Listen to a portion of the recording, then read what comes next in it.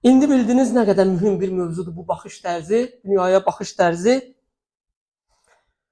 Xutbənin əvvəlində mən Ənkəbut surəsinin 64-cü ayəsini oxudum ki, bu ayədə buyurulur ki, bu dünya həyatı əyləncə və oyundan başqa bir şey deyildir.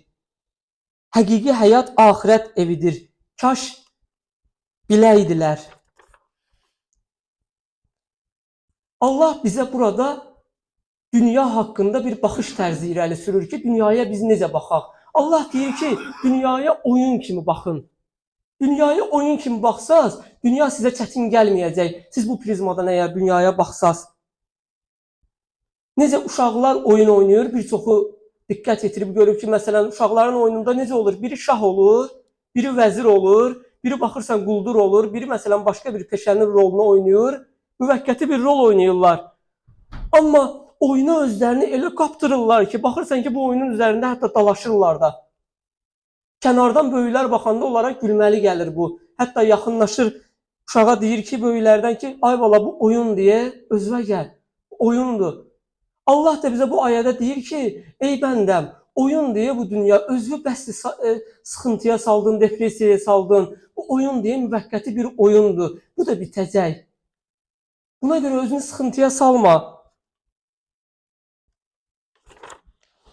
Baxırsan ki, bir yerə məsələn uşağı qonaq aparır valideyn. Uşaqlar yığışırlar, başlayırlar oyun oynamağa. Oyuna başları elə qarışır ki, oyuna ki, vaxt gəlir ki, evə getmək vaxtında valideyn gəlir deyir uşağa ki, ay bala bəsdir daha oynadın. Ayıl özünə gəl, gəl evə gedirik. Uşaq da tənginəfəs şəkildə oyundan ayrılır və evə gedir. Bəzən insan da dünya həyatını elə başını qatır ki, sırf uşaq kimi ki, Əzrail gəlib deyir ona ki, ay bala bəsdir bu dünyadan ayıl. Ayıl bəsdir oynadın. Gəl. Vaxtı gedirik. Bəzilərini elə gəlir Əzrail bu oyunu olan dünyada xəbərdar edir ki, hətta görmüsünüz bəlkə də bəziləri heç gözünü belə qırpmağa fürsət tapmayıb gözü açıq gedirlər dünyadan.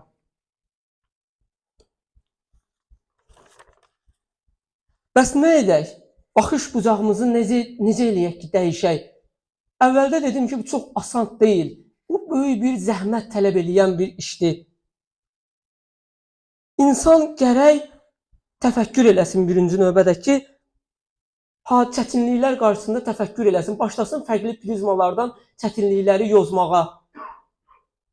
Çünki çətinliklər insanın mənəvi inkişafı üçün gəlib.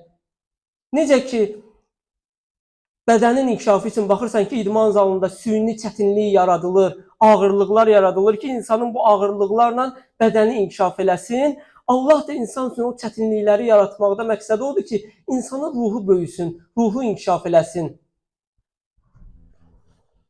İnsansa bu çətinlikləri çətinlik kimi qəbul eləyəndə məhz çətinliyə düşür.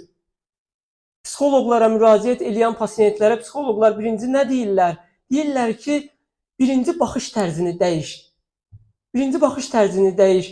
Fikirləş ki, bu çətinlik deyil. Bu çətinliyə problem və çətinlik kimi baxma. Birinci bunu dəyişsən, özün bunu baxış tərzini dəyişə bilsən, məsələni həll eləyə bilərsən. İmam Əli əleyhissalam necə buyurur? İnsanlar yuxudadır, öləndən sonra ayılacaqlar. Bəs insanlar burada yuxudadırlar. İnsan gərək ölməmişdən qabaq özü ayılsın.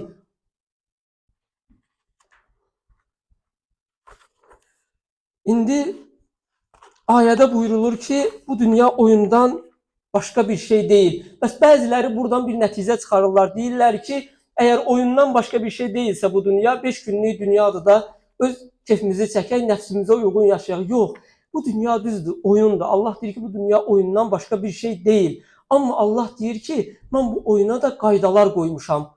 Bu dünya üçün qaydalar qoymuşam. Bu qaydalara riayət edib yaşa ki, sən bu oyunda qalib gələnlərdən olasan. Özdə bu oyun elə oyundur ki, hər kəs bu oyunda qalib gələ bilər. Hər kəs bu oyunda qalib gələ bilər. Bunun üçün də birinci qayda nədir? Allahın qoyduğu qayda dünyaya baxış tərzini dəyiş. Başa düş ki, dünya oyun və oyuncaqdan başqa bir şey deyil. Fanidir, müvəqqəti bir oyundur. Bəlkə də çoxunuza maraqlı gəlir ki, xanım Zeynəb salamullahi əleyhanın vəfat günündə mən niyə bu mövzunu açdım? Mən niyə baxış tərzindən danışdım? Çoxunuzu bəlkə də bu düşündürən bir mövzudur. Məni bu mövzuda danışmağa düşündürən xanım Zeynəbin Yezidin sarayında dediyi bir cümlə oldu ki, bu cümlə haqqında düşündüm və bu mövzu haqqında danışmağa qərar verdim. O bu cümlə idi ki, "Mə rəaytu illə cəmilə." Mən Kərbəlada gözəllikdən başqa bir şey görmədim. İlahi, bu necə bir baxış tərzidir? Bir xanım olsun. Bir xanım olsun, bütün yaxınlarını itirsin. Bir xanım olsun, bütün qardaşlarını şəhid versin. Özü də necə qardaş? Biri Allahın yer üzərində hüccəti. Digəri isə fəzilətdə misilsiz, misli olmayan, bu qədər qardaşı itirsin. Bir qadın olsun ki, evladlarını şəhid versin, gözünün qarşısında evladlarını doğrasınlar. Bir qadın olsun ki, qardaşı evladlarını gözlərinin qarşısında doğrasınlar. Bu qədər müsibəti görsün, Şamın yolunda, Kufənin yolunda bu qədər müsibəti görsün, gəlsin axırda desin ki, mən Kərbəlada gözəllikdən başqa bir şey görmədim. İnanın ki, bunu dərk etməyə bəşər acizdir.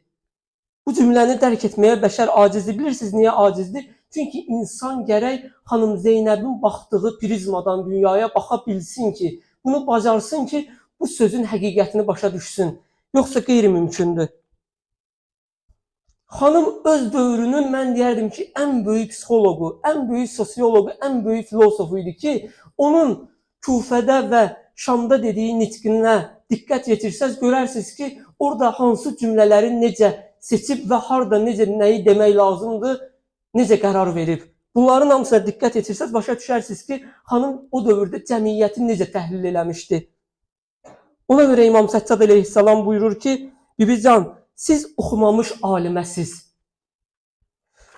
Bu elə bir xanımdır ki, dövrün imamı bu xanıma buyurur ki, bacıcan, məni gecə namazlarında dua eləyərsən. Siz məqama baxın. Dövrün imamı gəlib deyir ki, məni gecə namazlarında dua eləyərsən. Bizlər xanım Zeynəbə çox şey borcluyuq. Çox şey borcluyuq xanım Zeynəbə.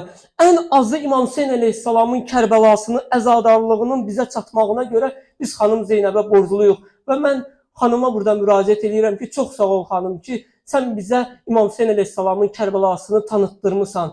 Nə yaxşı ki, sən bizə İmam Hüseynin Kərbəlasını tanıtdırmısan. Qadın adətən həssas olur. Bir müsibət üz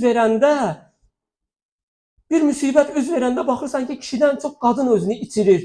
Baxın, xanım Zeynəbin vüqarı o qədər güclü idi ki, o qədər müsibətlər görmüşdü. Bunun müqabilində sarsılmadı və vüqarla dayandı. Gəlib Yezidin sarayında vüqarla nitq dedi və Kərbəlanı bizə çatdırdı. Deyirlər, xanımın adı Zeynəbdir. Zeynəb yəni atasının zinəti. Doğrudan da o atasının zinəti idi. Deyirlər ki, Kufədə Əli əleyhissalamın qəlbində saxladığı, deyə bilmədiyi sözləri xanım Zeynəb Kufəlilərə dedi. O ki, Əli əleyhissalam ki, quyuya danışdığı, heç kimə deyə bilmədiyi, quyuya danışdığı sözlər var idi. Onları xanım Zeynəb Kufəlilərə dedi. Bunları eşidən Kufəlilər ağladılar. Dedilər ki, elə bir ki, Əli Nəcəfdən durub gəlib. Kufəlilərin ağladığını görən xanım Zeynəb dedi ki, siz elə ağlayın ki, heç vaxt gözünüzün yaşı qurumasın.